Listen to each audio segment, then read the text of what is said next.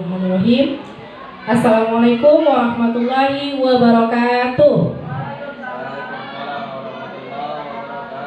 Tak semangat. Kantuk. Assalamualaikum warahmatullahi wabarakatuh. Waalaikumsalam. Alhamdulillah, terima kasih Bapak Ibu. Yang terhormat Ibu Kepala Sekolah SDN 12 Sekolah Terusan dan para teman-teman majelis guru. Terima kasih saya ucapkan pertama-tama sangat bersyukur Bapak Ibu sudah mau meluangkan waktunya untuk mendengarkan sosialisasi dari kami guru penggerak. Apa yang telah kami dapatkan harus kami sampaikan, didiseminasikan kepada sekolah supaya itu memang bermanfaat, tidak hanya tidur di dalam diri kami sendiri saja. Alhamdulillahirrahmanirrahim. Wassalatu wassalamu ala asrofil anbiya'i wal mursalin wa ala alihi rasulillahi ajma'in. Allahumma sholli ala sayyidina Muhammad wa ala ali sayyidina Muhammad. Bapak Ibu, hari ini saya akan mensosialisasikan tentang budaya positif. Namun di sini saya hanya mengkhususkan satu poin, yaitu penerapan segitiga restitusi di SDN 012 Sekolah Terusan. Bapak Ibu pasti sudah pernah mendengar restitusi. Yang pernah membuka PMM, insya Allah sudah dapat gambaran sedikit tentang restitusi ya. Baik, ini fasilitator saya, ini CGP Bu Epi, PP saya Bu Epi, kepala sekolah dan saya sendiri. Budaya positif, apa saja sih yang di dalam budaya positif? Ini saya hanya memaparkan garis besarnya saja karena saya fokus ke restitusi. Baik Bapak Ibu, di konsep utama budaya positif itu yang pertama ada perubahan paradigma belajar, disiplin positif, kebutuhan dasar manusia, motivasi perilaku manusia, posisi kontrol restitusi, keyakinan kelas dan segitiga restitusi. Saya akan mengambil pokok sosialisasinya di sini ya Bapak Ibu ya, di segitiga restitusi.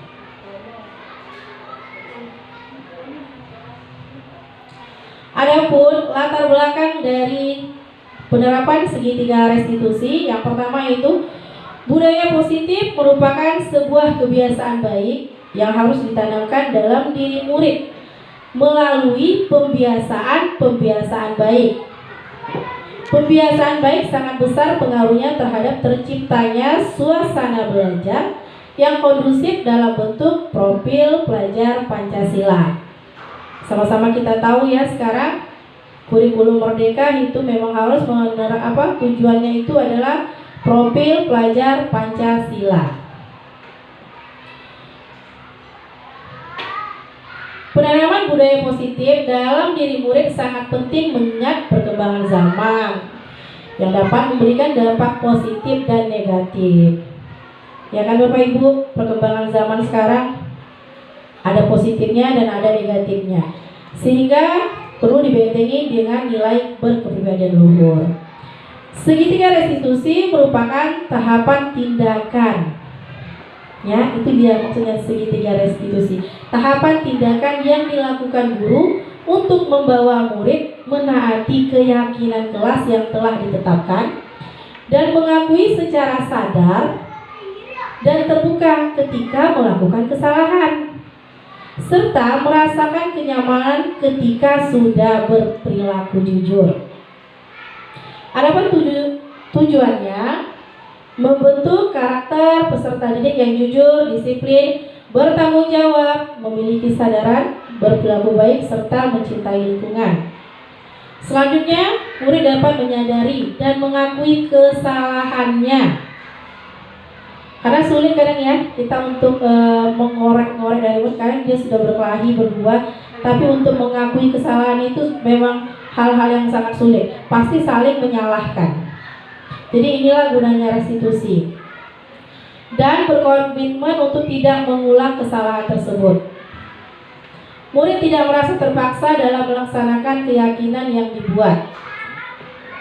Dan tujuannya selanjutnya seluruh warga sekolah mendapatkan pemahaman mengenai segitiga restitusi Dan saya berharap setelah sosialisasi nanti kita bisa sama-sama mencoba menerapkannya. Seperti yang sering saya katakan, untuk berubah itu tidak mudah seperti membalikkan telapak tangan. Kita butuh proses. Ya, setidaknya dengan paham sedikit tentang nanti restitusi, kita bisa terapkan pelan-pelan, perlahan.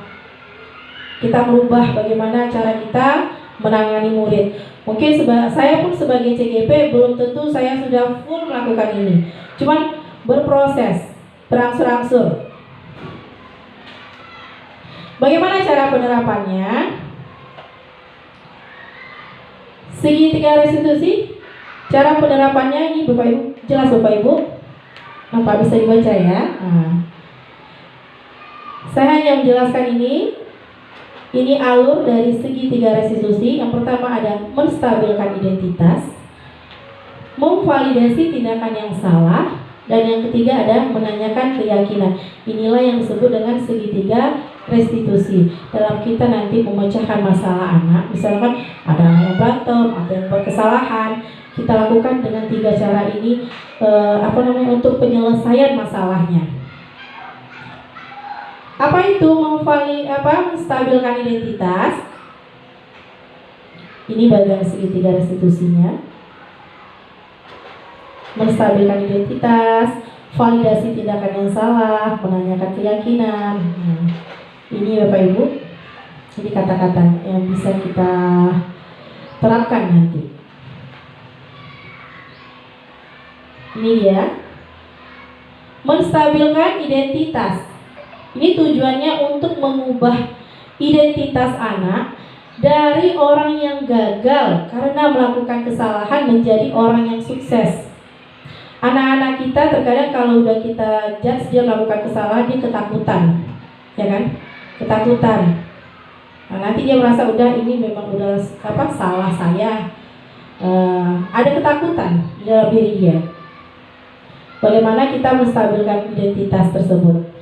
Ya, nanti kita lihat apa kira-kira sih kalimat yang bisa diucapkan sehingga nanti yang bagian menstabilkan identitas ini bisa berhasil. Yang kedua, validasi tindakan yang salah. Memahami kebutuhan dasar, apa yang mendasari sebuah tindakan.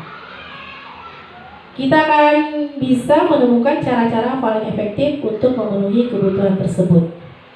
Misalnya dia melakukan kesalahan, misal mengambil uang teman, ya pasti ada alasannya kenapa dia ngambil uang teman, ya kan? Karena sesuatu yang dilakukan itu pasti ada alasannya. Inilah nanti validasi tindakan yang salah. Terus menanyakan keyakinan, ini dihubungkan dengan nilai-nilai yang dia percaya dan berpindah menjadi orang yang dia inginkan. Ini dia menstabilkan identitas.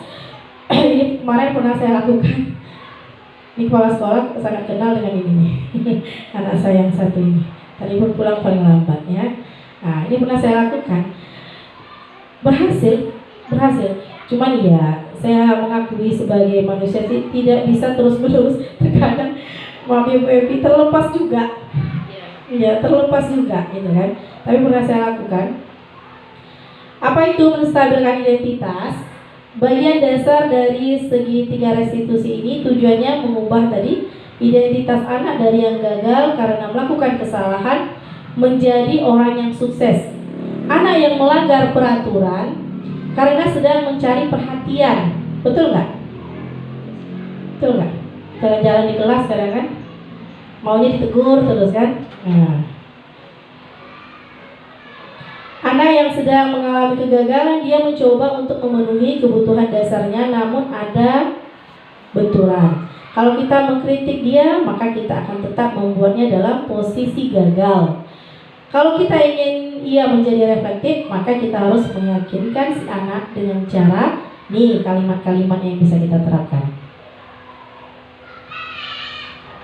Berbuat salah itu tidak apa-apa. Ini kalimat yang bisa kita sampaikan sih. Lumayan berhasil sih Bapak Ibu. Karena pernah menerapkannya, ya berhasil. Karena ada anak saya itu yang agak keras. Kalau makin dikasar, makin membelot. Ya, pernah diterapkan. Tidak ada manusia yang sempurna. Kita bisa menyelesaikan masalah ini. Ini kita ya, misalnya kita berkata kepada anak, ibu juga pernah melakukan kesalahan seperti kamu. Terus ibu juga tidak tertarik mencari siapa yang salah, tetapi ibu ingin mencari solusi dari permasalahan ini. Selanjutnya, kamu berhak merasa begitu. Apakah kamu sedang menjadi teman yang baik buat dirimu sendiri? Nah, ini kalau untuk menstabilkan identitas, kita bisa gunakan kata-kata ini. Kalau kita kadang maklum lah ya, belum guru merdeka, kadang masih zaman kolonial masih keluar. Nah, ini yang dituntut dalam kurikulum merdeka. Ini boleh kita lihat videonya. Ini ilustrasi. Halo, selamat pagi semuanya. Pak, saya tadi gak ada kelas, sama ikut main. Waktu sekolah dulu, Bapak juga senang sekali bermain dengan teman-teman, apalagi bermain air.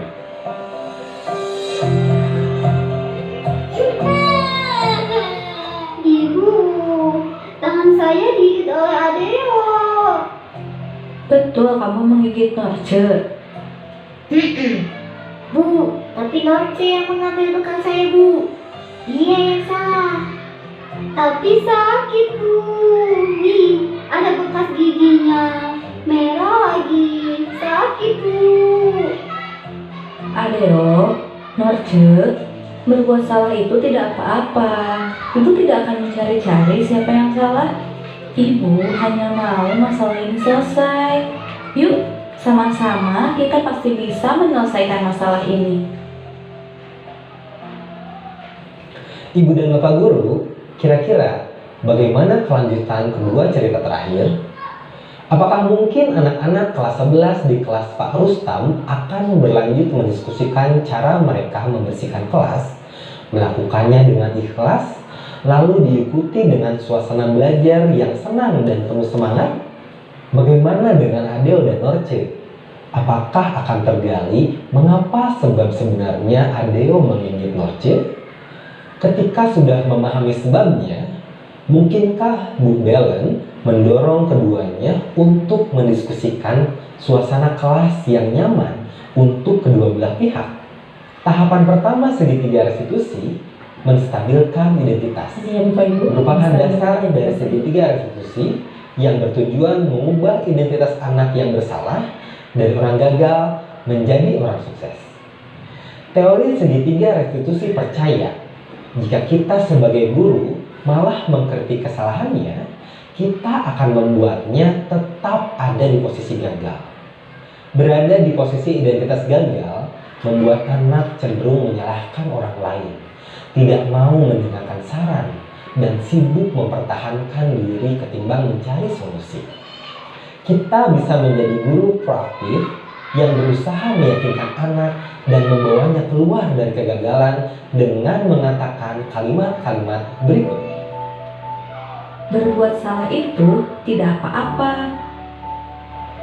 Tidak ada manusia yang sempurna. Ibu atau bapak guru juga pernah kok melakukan kesalahan itu. Kita bisa menyelesaikan masalah ini. Ibu atau bapak guru tidak tertarik pada kesalahanmu, tapi bagaimana mencari solusi dari kesalahan ini. Kamu berhak kok merasa begitu. Kita sudah mencoba yang terbaik yang bisa kita coba. Tidak apa-apa, namanya juga belajar. Kita perbaiki lagi sama-sama. Bukan kamu saja yang tidak berhasil dalam pembelajaran ini. Baik Bapak Ibu, itu tadi yang menstabilkan identitas. Kita lanjut yang kedua, memvalidasi tindakan yang salah. Setiap tindakan kita lakukan dengan suatu tujuan, yaitu memenuhi kebutuhan dasar manusia ya. Kalau kita memahami kebutuhan dasar apa yang mendasari sebuah tindakan, kita akan bisa menemukan cara-cara paling efektif untuk memenuhi kebutuhan tersebut. Ini menurut teori kontrol, semua tindakan manusia baik atau buruk pasti memiliki maksud dan tujuan. Kita lihat videonya ya Bapak Ibu. Ini dia kata-kata yang bisa kita ucapkan untuk memvalidasi tindakan. Padahal kamu bisa melakukan yang lebih buruk dari itu ya. Kamu pasti punya alasan mengapa melakukan hal ini. Kamu patut bangga pada dirimu sendiri karena kamu telah melindungi sesuatu yang penting buat kamu. Kamu boleh mempertahankan sikap itu, tapi kamu harus menambahkan sikap yang baru. Ini saya juga ngambil tadi videonya dari PMM supaya ini kasus teman-teman udah lihat kemarin kan videonya? Iya Bu, dia mengambil bekal saya. Apakah menggigit membantumu menyelesaikan masalah? Dia tidak mengambil bekal saya lagi. Oh, ternyata kalau Adeo gigit Norce, dia tidak jadi mengambil bekal Adeo ya? Tapi Norce jadi menangis. Ada tidak ya cara lain biar Norce tahu kalau Adeo tidak suka bekalnya diambil? Apakah kita perlu mencari cara supaya kamu bisa tetap membela diri, tapi tidak ada teman yang menangis? Norce, betul kamu mengambil bekal Adeo? Betul Bu. Ibu yakin kamu punya alasan kenapa kamu melakukan hal itu. Adeo bukannya lucu Bu kalau saya mengganggunya. Memang senang ya kalau melihat teman memiliki bermacam-macam ekspresi lucu. Tapi Adeo tampaknya terganggu. Ia jadi menggigitmu. Apakah kamu mau membuat orang lain terganggu dan jadi melakukan hal buruk? Pada cerita pendek itu, Bu Melen membantu memvalidasi kebutuhan kekuatan Adeo untuk membela diri, serta membantu memvalidasi kebutuhan Norce akan kesenangan. Bu Melen telah memberi contoh pada kita bagaimana melihat alasan di balik tindakan kedua muridnya. Baik Bapak Ibu, itu video yang kedua tadi tentang memvalidasi tindakan. Kita cari tahu dulu apa penyebab dia melakukan hal-hal tersebut dengan kata-kata yang bisa tadi kita terapkan ya. Selanjutnya yang ketiga adalah menanyakan keyakinan. Ini teori kontrol menyatakan bahwa kita pada dasarnya termotivasi secara internal ketika identitas sukses telah tercapai. Yang tadi langkah 1 pada menstabilkan identitas, dan tingkah laku yang salah telah divalidasi, maka anak akan siap untuk dihubungkan dengan nilai-nilai yang dia percaya dan berpindah menjadi orang yang dia inginkan. Pertanyaan-pertanyaan ini ya Bapak Ibu nih bisa kita lakukan untuk melakukan langkah yang ketiga. Apa yang kita percaya sebagai kelas atau keluarga? Apa nilai-nilai umum yang telah kita sepakati? Dan yang ketiga, apa bayangan kita tentang kelas yang ideal? Dan kamu mau jadi orang seperti apa?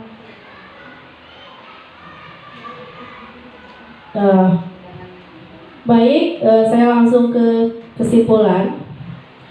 Melalui tindakan segitiga restitusi, murid dapat menyadari dan mengakui kesalahan yang dia lakukan secara terbuka dan sukarela, sehingga setelah proses restitusi tertanam kesan rasa nyaman dalam diri murid dan komitmen untuk tidak mengulangi kesalahan yang sama.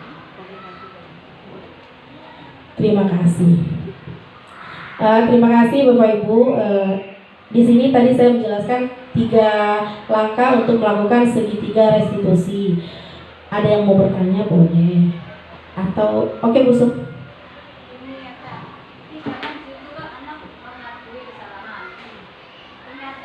Saya jalani tak mengaku dia. Iya. Dia ada yang katakan nggak ada Bu. Itu. Kata dia nggak ada loh Bu, kawan semua pada ngomong nih contoh sini aja. Ada Bu tadi bukunya dikoyak gitu, kemudian dipukul. Iya ada, nggak ada Bu. Tapi temen yang banyak ngomong semua. Iya, itu memang betul. Akhirnya saya tadi Lita, terlepas saya diberi telepon aja orang tuanya. Saya telepon, saya takut tadi karena dia tiap hari di sana. Ibu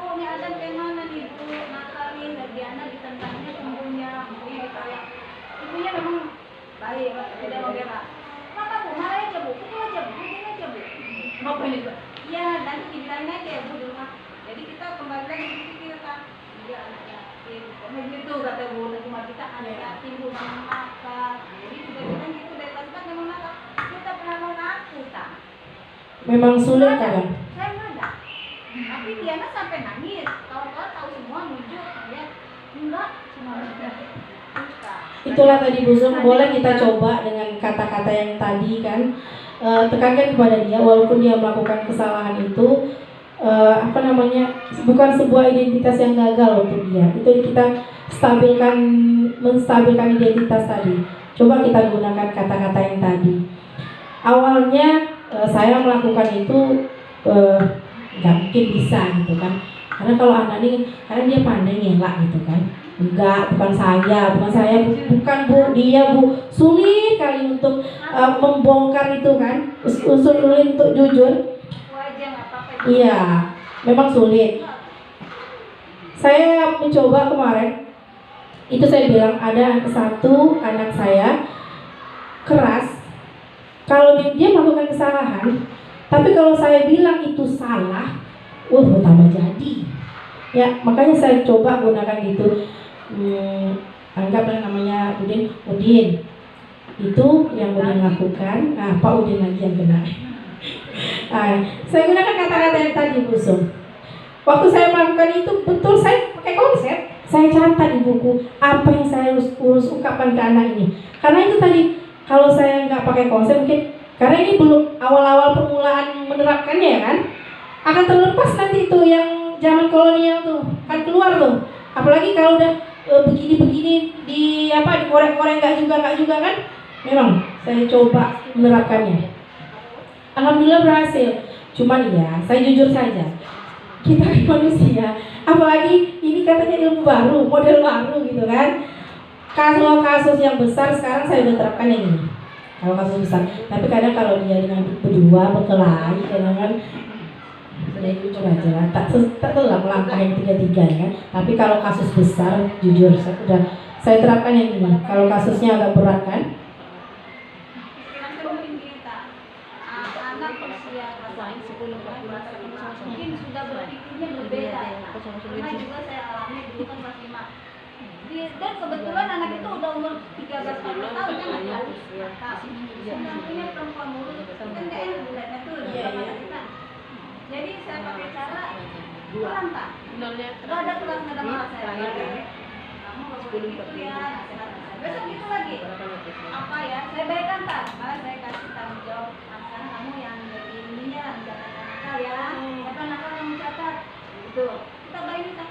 Timbulnya dia tuh segan sama saya males. Jadi kalau saya masuk, saya gini. Kenapa kamu? Ada Bu. Nggak nakal tapi dia males. Kamu boleh aja kayak. Tapi kan kerjakan, tapi nggak mau aktif seperti kayak yang lain. Entah malu, entah bagaimana. Saya kan nggak saya pasarkan. Biasanya dia besar, 14 tahun, 15 ya.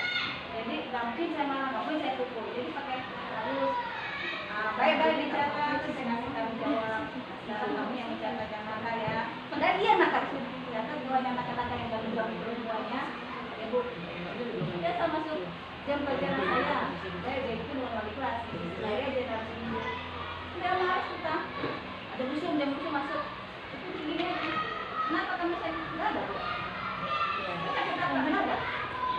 Ini kalau yang kasus yang seperti ini, nanti yang kalau kita sudah stabilkan identitasnya, cari yang memvalidasi tindakan apa dasar dia melakukan tindakan itu. Dan juga di dalam budaya positif, kita sebagai guru ini bisa sebagai teman, sebagai penghukum, sebagai yang tertinggi itu manajer. Saya lupa pula yang 5. Apa tuh pemain yang 5 pemain?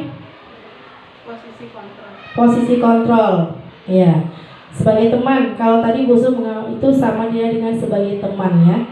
Kalau sebagai teman ini terkadang itu karena dia sudah menganggap kita teman kadang kan. Ada kan dia agak gimana ya? Santai aja dia bergurau dengan kita kan. Iya.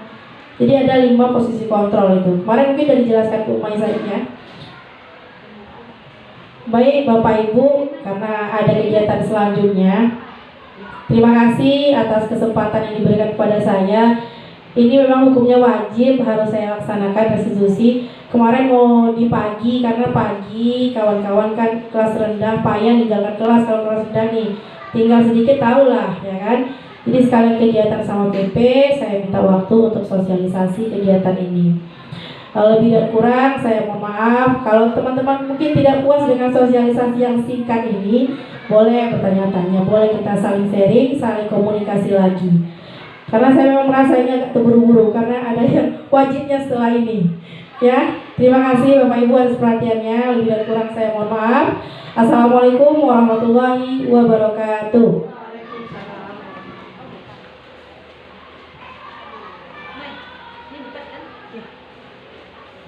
Lanjut Kak. Lanjut Bu. Ibu masuklah visi tadi.